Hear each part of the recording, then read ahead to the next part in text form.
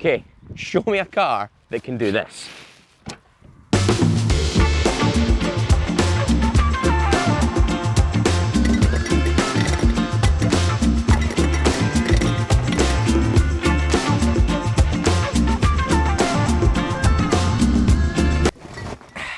There you go, mate. Thank you. Cheers.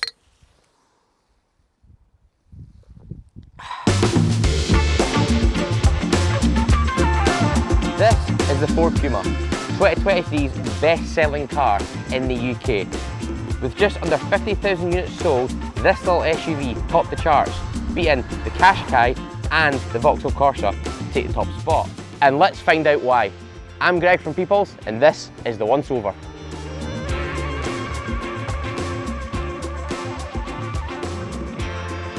So the Puma is based on the chassis of the Fiesta, just a little bit more pumped up, and it is yet to have a facelift, but does it really need one? I think it's still a super modern looking car, and it's a really happy looking car to look at. You've got that big grin from the grille, and you've got those bubbly headlight eyes.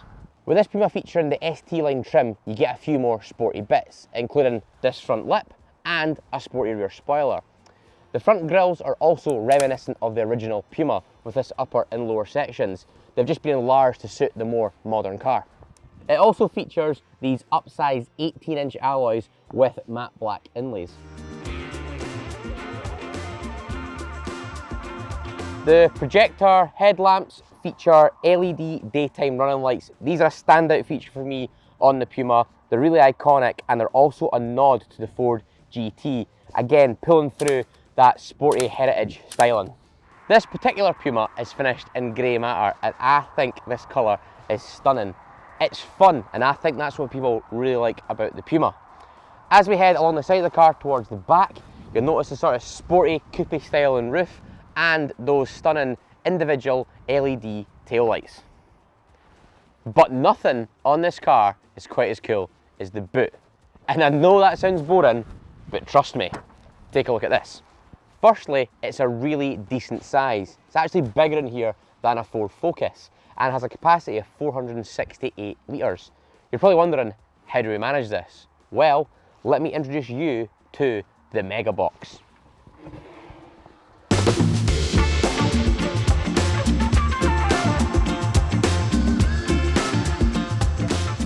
So under this height adjustable floor, there is this cutout down here, which is known as the MegaBox. This adds an additional 80 litres of storage. This allows you to put in things like golf clubs standing upright, potted plants, and other types of luggage that you wouldn't normally fit into a small SUV of this size. The MegaBox also has a plug hole in the bottom of it, and this is my favourite feature. So you've had muddy boots in here, or if you've had the dog in here, you can literally just hose it down and you're good to go. Or, like us, you can drain your on-the-move ice bucket.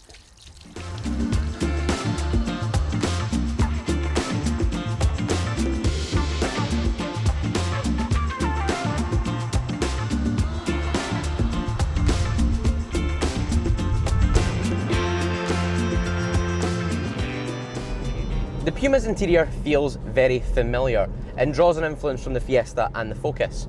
I'm 5'11" and there's plenty of space in the back with loads of headroom and loads of legroom. The Puma has been really smart when it comes to storage and making the use of the available space. The door bins down here are huge for all your little fiddly bits. There's some nice storage under the armrest in the centre console here, and there's a nice little docket down here which you can charge your phone wirelessly. In terms of design in here, it's really nice and simple. There's some soft touch materials on the top of the door cards and on the dash, and I really like the carbon trim effect around some of the internal features. Steering wheel is also nice and soft to the touch, and it really adds that premium feel in here. The driving position is brilliant. You sit just a little bit higher than the Fiesta, but it's not too noticeable. There's also plenty of adjustment in the steering wheel to get you in the perfect driving position. The seats in the ST Line X are fantastic. Finished in this half leather, they are incredibly comfortable on long journeys, but there's also plenty of support for when you want to throw it into those bends and they'll hug you nice and tightly. There are plenty of physical buttons also inside the cabin between the steering wheel and the climate control, and I'm a huge fan of this. In terms of tech, there's plenty of nice features. With this being the ST Line X, you get the digital dash as standard. This is really high res, easy to navigate, and I love how the colours change depending on what drive mode you're in.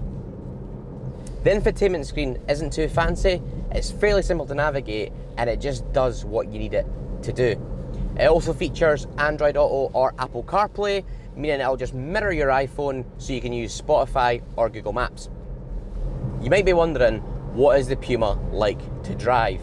And it's really lovely.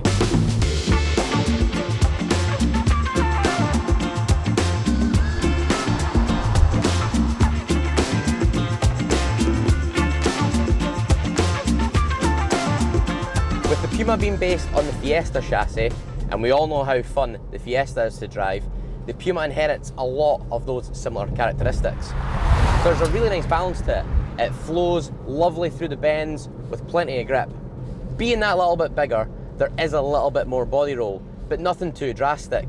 You really can lean into the bends in the Puma. Whoops, sorry Adam's route. There are a few engine options available. We are currently in the 1 litre EcoBoost 125 PS MHEV 6-speed manual, which has 170 Newton meters of torque, which has plenty of grunt when you want it. The little kick from the small battery in this mild hybrid technology really does make the difference. It helps with acceleration and pulling away. Although the stats aren't going to win any races, I really do enjoy the torque delivery in the Puma. It is a lot of fun. There is a 150 PS manual and a 125 7-speed automatic available as well. Obviously, if you really want more power, you can opt for the Puma ST, which is a 1.5 litre producing 200 brake horsepower. When you want to relax a bit, the Puma is incredibly comfortable, and the gearbox is an absolute joy to use. You also get the chance to use some of the driving tech included, such as auto sign recognition, cruise control, anti-collision assist, hopefully we don't need to use that, and lane assist, which will keep you in the middle of your lanes. Fuel economy is great too, with an official WLTP figure of 52.3 mpg. In the real world, you will get slightly less. In my Puma that I drive daily, I get about 45 miles to the gallon, so it is pretty cheap to run.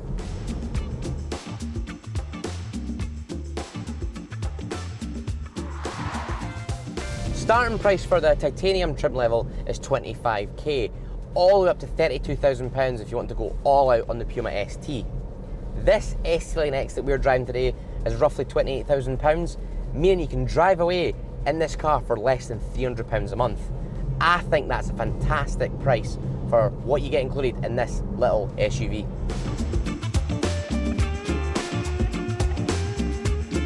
The Puma is another small SUV, and there's definitely no shortage of them. But where the rivals fall down is they lack in characteristics and in fun. The Puma is different though. It does everything you'd expect. It's spacious, it's practical, and it's got pretty decent tech. But importantly, it has innovations that make it usable day to day. I can easily see why the Puma was the best selling car of 2023.